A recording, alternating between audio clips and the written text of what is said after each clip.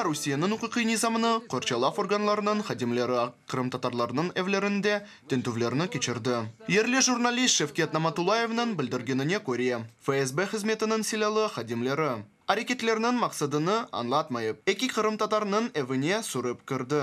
4 адамының тұтылып алынғаны аққында хабер етіле. Мечелес рейсі Ескендер Бариевның сөзлеріне бинаен. Ярымаданын ишгалджи акимиеті Крым татарларыны Хизбут Тахрир Ислам тешкілетіна бағлы алғанда шеклеп. Тентувлерні кечере. ФСБ хадимлері шу вақытта Ремзи Муждабаевның evінде тентув кечерді. Ве адамыны тұтып әсір етті. Тенту вақтында иш bu весикаға эсесланып, оның ичтимai ақларының вастасы иле ислам мефкүресіні. Хизбут Тахрир гаясыны тартқаныны аққында білдіргенлер. Ве иш bu тенту ве инсанларының тұтып алынуы. Бұндан evvel açılған Хизбут Тахрир ішлеріне бағлыдыр, деп түшінем.